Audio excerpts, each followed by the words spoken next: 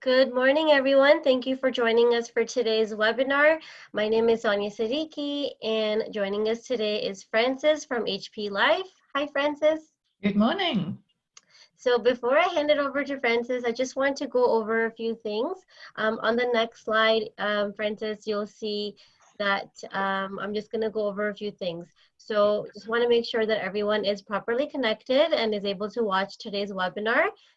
Please note you are all on listen only mode. So if you have any questions, Francis will be taking your questions towards the end of the presentation in the Q&A section. So not the chat, but the Q&A. And for best results, please use a laptop or a desktop computer. If you're using mobile devices such as cell phones or tablets, I recommend downloading the Zoom app. And on the next slide, I just want to tell you a little bit about ACCESS. We've been around for over 30 years helping job seekers such as yourselves. We work with over 2,200 employer connections, with HP Life being one of our partners that do presentations and speed mentoring that's coming up as well. And but I'll tell you more about that towards the end of the presentation. And we've got 30 tailored programs, including sector-specific bridging programs, programs for women, leadership, entrepreneurship, and more. And we've got 6 locations in the GTA, with our newest one, 7th location, opening up in new markets soon. We've got 3 national programs and online services that are bringing you all the webinars and virtual events, virtual speed mentoring, and especially during this time right now, all our services are online. And I'll tell you again at the end how to best contact us. And Francis, I'm going to hand it over to you now. Excellent. Thank you, Sonia. Well, good morning, everyone, and thank you for attending today's session. We're going to be talking about a thing called the circular economy. And if you don't know what that is, that's okay. We're going to cover off what it looks like and what it feels like. And I think the exciting thing here is that whilst COVID is showing us the scale of change that we can accomplish when we need to, the circular economy is probably thinking in that kind of scale of change, and there will definitely be some losses of jobs. But I think the big takeaway today is the potential and opportunity for new job creation.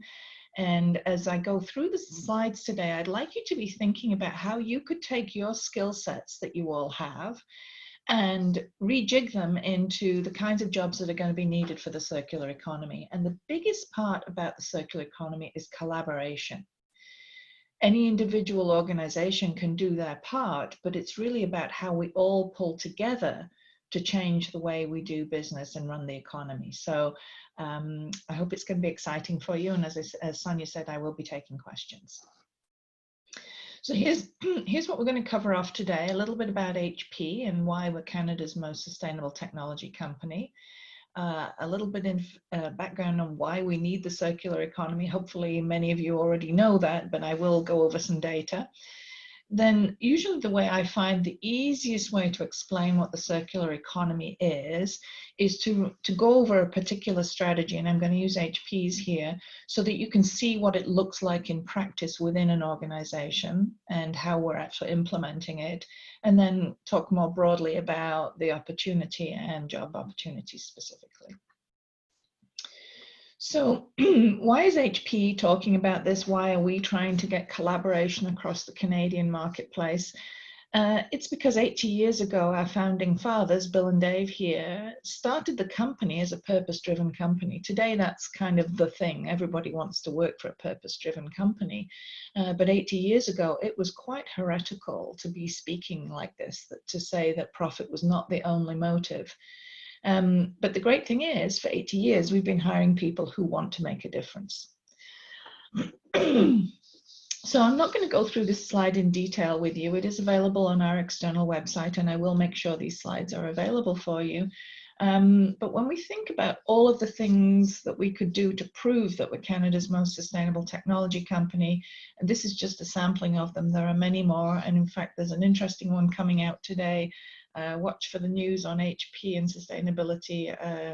After 11 today, you'll see something exciting. So perhaps my 2 top points from here are We're listed as one of the top 100 most sustainable corporations in the world. That's the Global 100. And all the way down to the fact that we have an award for how we do ecological landscaping at our head office, providing food and habitat for the native species in the Mississauga area. So I start every presentation with a picture of 4.75 planets, and this is to really bring it home that whilst Canadians typically feel we're very green and we do a lot to support our planet, we're actually very wasteful. If everybody on the planet today lived like Canadians, we'd need 4.75 planets to support their needs, and obviously we don't have 4.75 planets. And last year, the UN put out a report that said that 50% of the world's greenhouse gas emissions, and those are the emissions that cause climate catastrophe that we're facing, and 80% of the species loss is happening because of the extractive industries. That's digging for metals and ore, digging for oil, and farming. Now, I'm going to take the farming aside because I work for a technology company, but we use a lot of oil to make plastic and we use a lot of metals to make our products. Last year, 100 billion tons of materials were dug out of the ground. And when you think about that, that's a pretty impressive number. And you think, well, it's okay because we recycle it or whatever. But the reality is we're not doing much to recycle it. And in fact, we're going the wrong way. In 2018, we were just 8.6 circular, which means taking things back and putting them back into use again. And what you see here is the traditional linear economy. We dig something out of the ground, we make something with it, we use it, and sometimes for milliseconds. If you think about a plastic stir stick for a cup of coffee, literally seconds, and then we throw it back in a hole in the ground.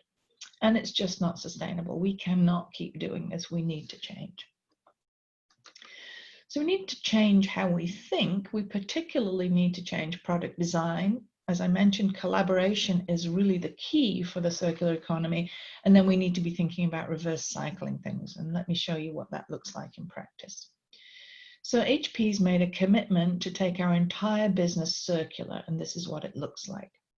So starting at the bottom, these are the inner loops of the circular economy. We want to make sure that products can have a longer life. And the first way to do that is obviously design them to be longer life products so that they can be maintained and that they can be upgraded. Now, in today's electronics industry, it's quite well known that many companies simply make products that are not repairable.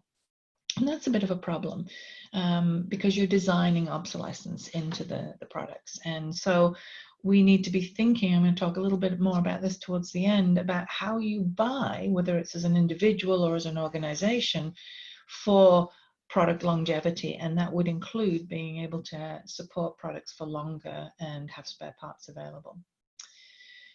The next one of the inner loops is offering a product as a service. And I'm going to take you through a couple of examples of that. This sends all of the right signals back to the manufacturer to make a longer life, more durable, repairable product. For technology products, they can often be refurbished and reused. We know that not everybody needs the latest gadget.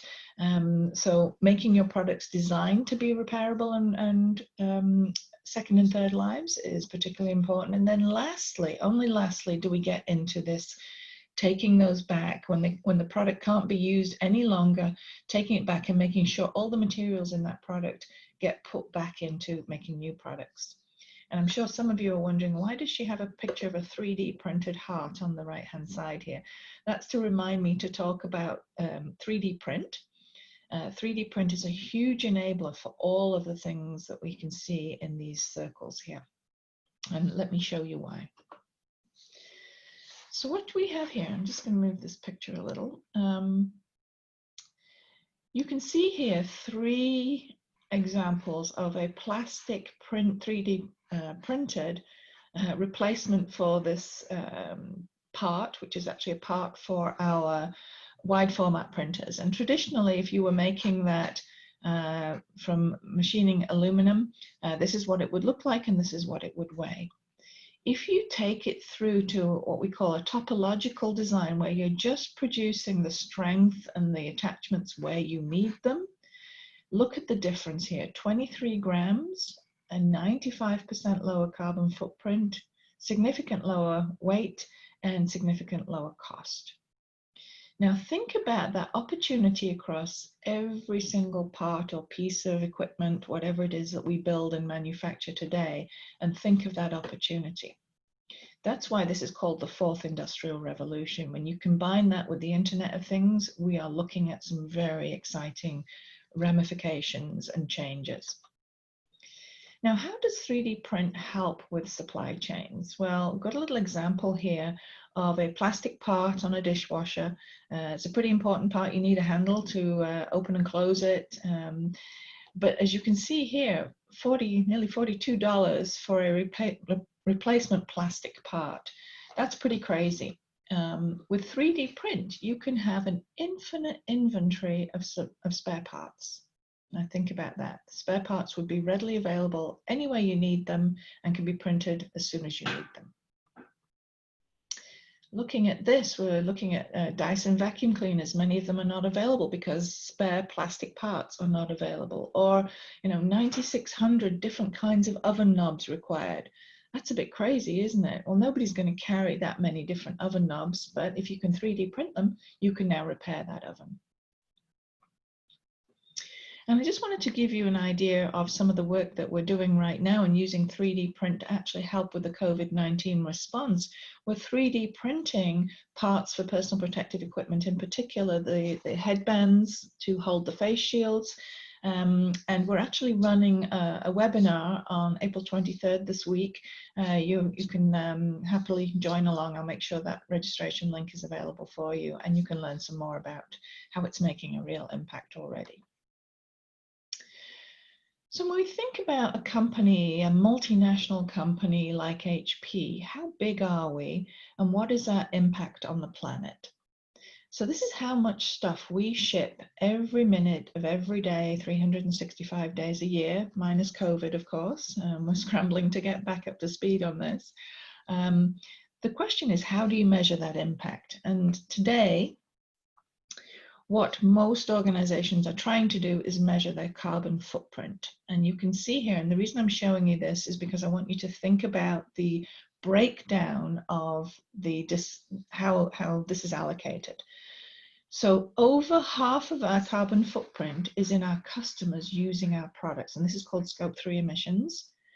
And so one of the reasons why we work with our customers to help them reduce footprint is because of this. But you can also see that our own operations for 50,000 employees working worldwide in offices and now at home, you can see is only 1% of our total carbon footprint.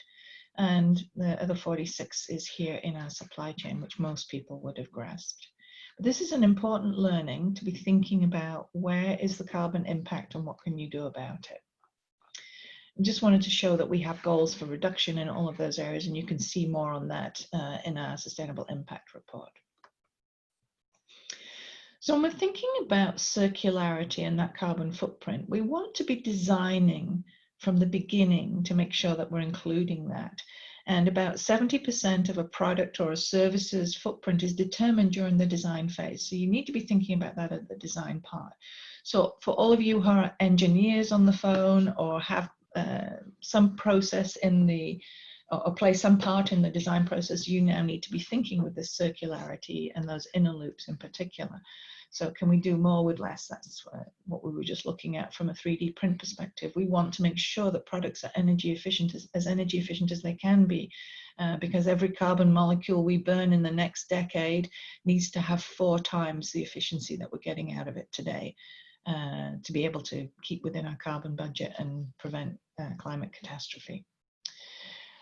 Can you offer this product as a service? So I now try to say services and goods, not goods and services, so that we're putting the right emphasis on it. Obviously durability and repairability, taking it back. And we've also now added in social impact, because sustainability is not just about environmental sustainability. So if you actually wanted to participate in the circular economy, which you can do today, buying a service instead of a product or a good is the way to do that. And you can see here the reasons why, but it actually pushes the manufacturers into doing more and thinking more sustainably about it.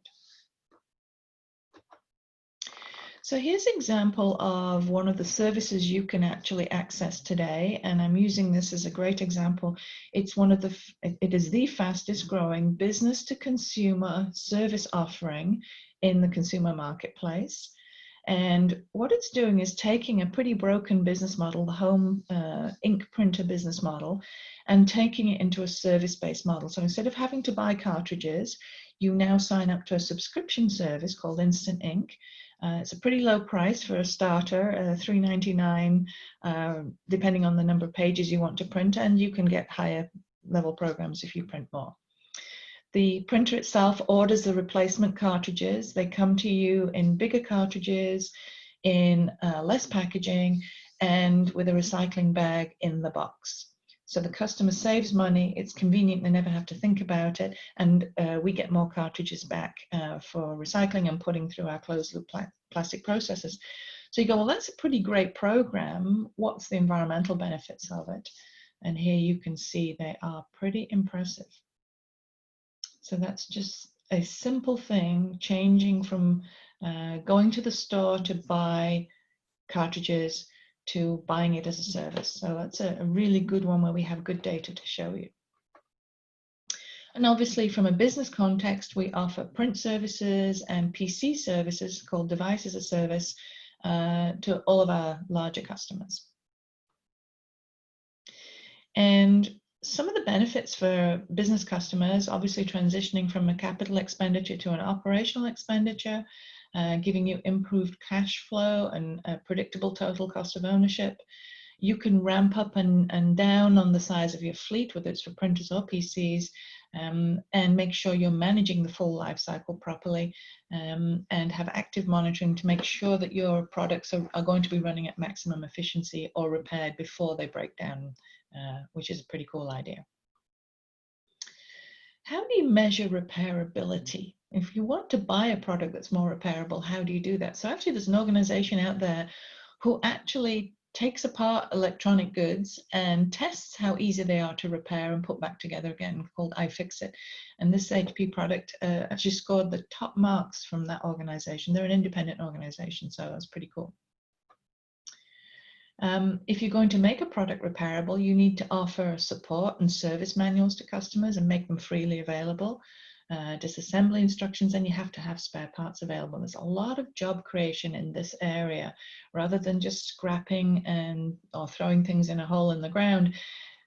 Doing this product life cycle extension is going to create a lot of jobs. And another way to think about this is pretty cool. This printer is the size of a large room, and is too big. We have a goal to take back everything that we sell, and obviously we wouldn't want to take something this big back. So we make this product completely field upgradable, which means it has no known end of life. And that's really where we need to get to with products that are industrial products. Make sure that they have no end of life, that there is not obsolescence built into these things. So let's turn our attention to plastics for a little while. This is how much plastic is leaking into our oceans every year. There isn't a person on the planet, I don't think, who hasn't heard about this and isn't concerned about it. So it's on everybody's mind. What can we do about it? And I'm going to tell you some good stories. So obviously a lot of our products are made with plastics, and we've been offering recycling and take back options globally for nearly 30 years now. And we have big goals for how much we want to take back and how much we have taken back and recycled. Last year we set a goal to use 30% post-consumer. This is plastic that's gone out, been sold, been used for something and come back. Put 30% post-consumer recycled content across our entire print and PC portfolio by 2025. And that's the highest in the industry, and a very significant jump from where most plastic recycled content is today. It's in the low 2% for most competitors. And we actually don't know how we're going to do this, but because we've been working on making plastics circular for about 15 years now, we're pretty confident we can do it. We just don't know how yet. So the work that we've done to date in the last 15 years is actually amazing because it's done here in Canada, which is very cool. It's Canadian know-how that's enabled us to do this. So these are the numbers. We've been taking back cartridges and recycling them. What we realized was we weren't getting enough back. So we had to add in plastics from other sources. And in this case, we've used two different plastics chemistries. One is recycled plastic bottles. We're using 1 million a day. And then recycled clothes hangers, because otherwise they would be waste. And we started to put those into ink and toner cartridges, and then we have moved into products themselves. So here's what it looks like in terms of results. Yes, we're using 1 million used drinking water bottles a day, and we're doing a lot of plastics processing in Montreal, in Canada, Canadian know-how again. Not only is this good for the planet because we're keeping those plastic bottles out of our oceans potentially and not wasting that resource, because remember, plastic is made from oil, it has a 30% lower carbon footprint, even though we are shipping this plastic halfway around the world. And you can see the other results there. So we started with cartridges, and last year we made a monitor and the Elite Dragonfly notebook that you can see there. Very cool laptop, 24-hour battery life. Won lots of awards at the Consumer Electronics Show this year. The world's first notebook with ocean-bound plastic. Pretty cool. So specifically for our ocean-bound plastic, taking those plastic bottles from Haiti, and over 35 million bottles to date from Haiti that would have ended up in the ocean are now finding their way into HP products. So that was a little look at the opportunity for plastics. And if we think about the circular economy, I think hopefully by now you understand why we need to do it and what it actually looks like in practice and some examples. And last year there was a survey went out to 100 CEOs all around the world, asking them whether they thought the circular economy was an important piece of their future success. And not surprisingly, 96% of them said, yes, of course. But the question is, how many of them are actually doing anything? So only 18% of them are changing their business models. And you might think, if the circular economy is really a solution to that 50% of greenhouse gas emissions and 80% of species loss, we need to be bumping this up pretty quickly. What can we do? How can we make this happen faster? So what will it really take to change this? So there's some issues, I think, with the circular economy that do need some attention, and a lot of our policies and regulations are linear in their thinking and requirements. Our sales channels are not set up for this. Our salespeople are incented to sell goods, not services, and selling a service versus a good is actually a different selling process and requires a lot more infrastructure. And I hope you're hearing jobs here to manage the process. Circular business models are absolutely going to disrupt the status quo and will cannibalize existing markets, but it's change that's necessary and change that will bring new job opportunities for sure. And as we start to make materials, plastics, whatever, go round and around, the quality of those materials becomes more important and avoiding contamination. But as I've said, and I think this is the third time, collaboration is very key.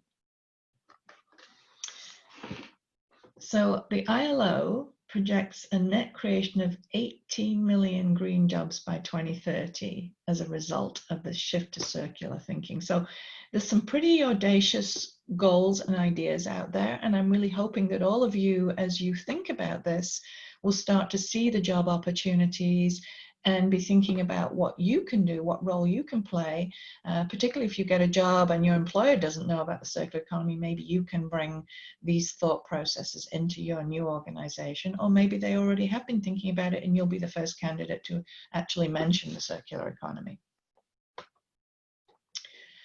So I put together just a brain dump of all of the things that I was thinking about when I think about the circular economy and what it will change. So it will absolutely change how we do innovation and research and development. Today we use the dollar to think about how we design things, and it's not enough. It's missing. We've known for a long time, because of the issue of climate catastrophe, that it's not counting carbon, but it's also not counting circularity. And we've spent the last 100 years getting more efficient at digging that 100 billion tons of stuff out of the ground, but we're running out of stuff to dig out of the ground. So the innovation side has to really think about how can we take those old materials and put them back into new stuff. And that's not that different from what our parents and grandparents did, actually. Change management is huge. If you have any skills in this space, you will be in big demand to help with the changes necessary. Somebody asked me, well, you've set a 30% recycled content goal, Frances, for plastics. Why isn't it 100%? Oh my gosh, the scale of change needed to make 30%, assuming you had all of the supply that you needed, to go from 30 to 100 is staggering, and that's a change management issue. Systems thinking. Part of the reason we have the climate catastrophe and the plastics contamination issues is because we weren't thinking from a systems perspective. For too long now, we've been making things without thinking about their full life cycle, and that's an innovation, but it's a systems thinking perspective. We need to change procurement, how we buy as individuals and how we buy as organizations. We need to be thinking about the total cost of owning something. We need to have tools to be able to calculate that. We need procurement people to be able to understand that and build that into their evaluation criteria. And not just procurement, because often they're the service providers to the rest of the organization. That switching from a CapEx to an OpEx, here we can start to see some financial implications for how you manage your business from a finance perspective. Supply chain transparency and collaboration. Oh my gosh, COVID-19 has really shown us how supply chain disruptions impact every single element of our daily lives. And mapping those, being more aware of them. There'll be a shortening of supply chains, I'm pretty sure, post-COVID. But this collaboration and suppliers being collaborative, not just buyers and suppliers. Reverse logistics, getting stuff back and making sure it's not contaminated as it comes back. Design changes, carbon literacy. We're all going to need to understand where the carbon is, and go back to that carbon footprint that I showed you of HP's. I think we're still the only technology company and one of the very few companies who fully report in an audited way all of that information so that you can leverage it and go.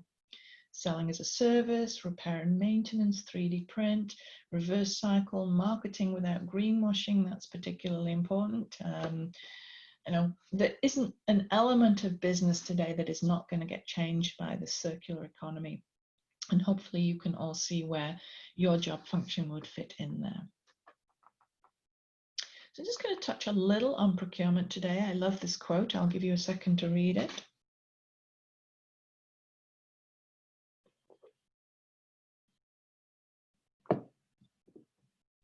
From the research that HP's done, looking into government buying in Canada, we've certainly seen that procurement is not being used as a tool to get us to our sustainability goals. And it's a very obvious tool to be using. It's not easy, but it's an obvious one to be using. So from a technology standpoint, HP's actually written a IT purchasing guide to help people who want to buy technology with sustainability in mind. I'd encourage you to have a look at it and send me any feedback if you've got some more ideas in there. This is a collaborative thing, right? We all need to add our input. We also created a 101 guide, I would call this, for people who haven't thought about procurement and sustainability. We worked on this with WWF, and I'd encourage you to have a look at that as well. We also have a carbon footprint calculator that helps customers assess the carbon footprint of using HP technology. It's a pretty cool tool. And I've given you a couple of links here for where you can go to get more information. The Ellen MacArthur Foundation is a non-profit that works entirely on the circular economy. Dame Ellen MacArthur sailed single-handedly around the world, and there's nothing like that experience to help you realize how to reuse things, how to depend entirely on yourself and not go external. That was the background for how she came up with this. So you've got an opportunity to go and look at these resources. But if I summed it up, it's business relationships will be more flexible and based around transparency and collaboration. So think of the opportunities around reporting and metrics and collaboration. They're all going to be there. And I like this quote because Ray Anderson from Interface Flooring, he was really the grandfather of business sustainability. And if you think about that graph that I showed you of carbon footprint, our carbon footprint is roughly half our customers using our products and roughly half in our supply chain. So supply chain is about who you buy from, right? Fastest way to green your organization is to buy from somebody who's already greened theirs. And again, this quote from one of our founding fathers, we're all in this. Now that you know about the circular economy, it's not something you can forget about, and we all need to lean into fixing that 50% of greenhouse gas emissions and 80% of biodiversity loss. And we can do it. The billion business decisions made every day in Canada need to take into account sustainability, and you will all be part of that. And I know that you can collaborate and make it happen. So handing it back to Sonia.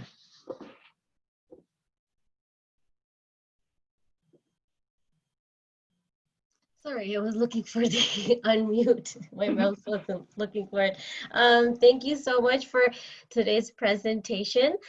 For people who have questions, you can start typing them into your into the Q&A tab below. And I'm just gonna open up here. All right. So okay, so Swati has a question. He wants to know, in your view, how do you think collaboration with international funding agencies like UN, WBG, or EU could help? Well, it will absolutely take some funding, and whilst individual companies like HP can step up, there's a lot outside of HP that needs to be done. So for instance, we are funding research into how we advance sustainable procurement in Canada and putting a lot of work into it. But we're starting to see some of that. The EU funding, for instance, they have talked about the Green New Deal post-COVID response. So I think post-COVID, we're going to have the UN agencies are going to be struggling just to, what's the word, help the poorest and the weakest around the world as just to recover from COVID. So I'm not looking for that funding right now, but I'm seeing encouraging signs coming out of the EU. And I think as more businesses see this opportunity, they will start doing more funding too. And the feds themselves in Canada have serious commitments around sustainable procurement, for instance, or the UN Sustainable Development Goals, which will play nicely into the circular economy. And in Canada, assuming it's still going ahead, Environment and Climate Change Canada has just sponsored or funded the World Circular Economy Forum that's going to be planned to be in September in Toronto. So that's a pretty big coup and a federal government level of investment, which is very cool. Thank you. And I just want to let everyone know that this webinar is being recorded, and you will get a recording tomorrow. So you will be able to watch it again in case you've missed it or come in late or like to watch it again. All right, so next question is, in developing countries, most of the citizens actually repair electronics rather than buying a new one. How do you perceive this vis-a-vis developed countries? I think that's a great thing. The problem with electronics is they do eventually reach an end of life, and the important part in developing countries is to make sure that they're not just being burned to recover the metals or dumped in water courses or whatever. That repair and product life extension is vital and wonderfully done, but then when it does reach the final end of its life, it needs to be managed properly. And we've done some work investing in recycling in South Africa, but recycling of electronics is hard to do well. As I said, we've been investing for 30 years on how to do this, and we do share our standards externally so people can have a look at it, but there's a lot of poorer quality recycling being done, and you get what you pay for. You have to pay to do it properly, and to recover those very valuable materials. It needs some attention paying to it. All right, thank you, Francis. So I think that's okay. All right, so this is all the questions that we have for now. Francis, do you want to add anything before we go on? Oh, there's a few more questions here.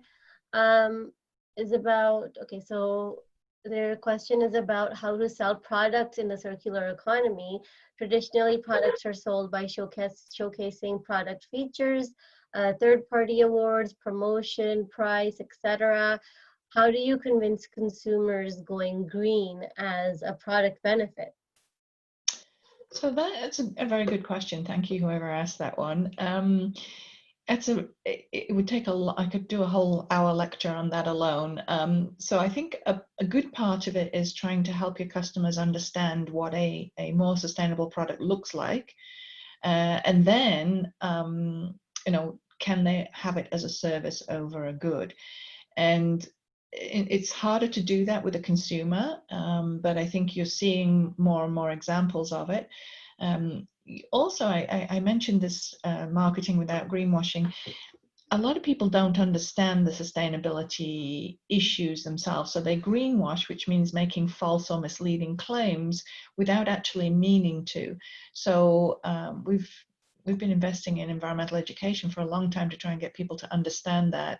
And of course, sometimes we're talking about quite complex things, so marketing them is hard because you don't usually have a lot of space to do marketing. So it's a combination of providing good information to customers, particularly consumers, some education, whether it's from school or high school or university level, clear communications, and then having products and services that meet customer expectations. I think today, a lot of the data we're seeing does show that consumers have a strong demand for more sustainable products. They just don't know necessarily how to tell them apart, but that's coming. And I think it behoves businesses today to step up and start to offer those services and goods before you get penalized for not offering them. It's kind of an expectation today. And I think post-COVID, there'll be a lot more expectation around this. Definitely. Thank you for sharing that. Next question here is, what will be the key skills of a manager in change management in this economy? The key skills, did you say? Mm-hmm. I'm not a change management expert. I drive to make change. The key skills, so adaptability. I think one of the things that we've learned as we tried to make the change to recycled plastics, for instance, we thought the hardest thing was going to be getting the plastics chemistry right. And we worked long and hard at that with our Canadian vendor, the Laverne Group, who worked very collaboratively with us. Wonderful organization. And we worked and we worked and we worked, and we finally were able to produce a plastic that was equivalent in quality, and had this lower carbon footprint, and we now can do it for the same price. And so we did our little happy dance. We thought we'd solve the problem. But what we hadn't anticipated was, when we went to go and ask our contract manufacturers to put this in their injection molding machines and make it, they didn't even want to let us in the door. There was no incentive for them to try something different. And that's a change management process. They don't see why using recycled plastic is important, because they're not talking to the end user customers, right? So we had to do change management and changing attitudes and opinions and do it slowly. So there's a lot of people skills involved in change management. It's not just, revamping plant to make use of a different kind of plastic, right? Supply chain issues came up where, if you had a contract manufacturer who wanted to make some widgets and the virgin plastic was readily available because they could buy it where they were, but the recycled plastic was coming from Toronto, from Montreal in Canada, takes a little longer to get there. So your supply chain, reverse logistics had to be better executed, so they would, because if they need the plastic, they need the plastic. They're going to use the virgin over the recycled. So some of those little examples really teach you that it's hard to predict sometimes, and the ahas are not necessarily where you think they're going to be. Thank you. Next question here is, can we see a spurt in social enterprise funding or the expansion of the scope of Y Combinator in North America towards business that are carbon neutral? I think we will. If I have my way with the work I'm doing with the governments across the country, we'll start to see RFP documents requiring carbon disclosure at least, and to have set carbon reduction metrics for businesses that want to do business with our governments. And I think that's long overdue. How we measure it, we're still a little behind in Canada in terms of, I think there are only 13 companies who've set science-based targets for reduction of carbon, and that's pretty crucial in our 10 years that we've got to fix climate change. So yeah, I think there's going to be a lot more visibility to this in procurement, for sure. Thank you. All right, looks like no more questions. So yeah, and if you do have any questions, you can email us later, and we can certainly get those questions answered for you. So Francis, before I move forward, do you want to say something before? Thank you. Those are great questions. I really appreciate them, and it's obvious that people were paying attention, so I like that. I'm pretty accessible through my LinkedIn profile too. May not be very fast to respond, but you can certainly find me there. And we're going to be doing some speed mentoring, I believe, coming up. So looking forward to meeting some more of you virtually as well. Awesome, thank you. And for anyone who's interested in accessing more of our webinars, you can, just like you registered for this one, you can go to accessemployment.ca and register as well. And for any of the webinars, there's tons on the website. And if you're interested in finding out, how you can make your help with your job search, if you're looking for online resources, past webinars, click on eAccess on our website, or go to eaccess.accessemployment.org, and you'll see a lot of resources there as well. If you'd like to practice your English conversation skills, you can join our Talk English Cafe, which is also hosted 3 times a week online. And if you'd like to, well, you can't meet with an employment consultant, but if you'd like to virtually meet with an employment consultant, you can call your closest ACCESS location, and somebody will be able to help you and get you started with your job search. And I believe on our next slide, I'm going to talk about our pre-arrival services. So if you are, if you have your COPR and you will be coming to Canada soon, and if you are in any of these sectors listed on the screen, you can email cec@accessemployment.ca, and we can start helping you with your job search before your arrival. And on the next slide, we're just sharing about our social media. So if anything's happening at ACCESS, you will know on our social media. So on Instagram, Twitter, LinkedIn, and Facebook. So thank you everyone for today. And Francis, again, thank you so much. And Francis, I'll see you on Wednesday. Yes. So they're going to, HP Life is hosting another great webinar on Wednesday talking about their online platform. I know we get a lot of questions about people, we did in our past webinars asking about, how can we take online courses or certifications? This is a great platform for you to enhance your skills or upgrade your skills for free. So please check it out, and we'll see you Wednesday. Bye, everyone. Bye-bye.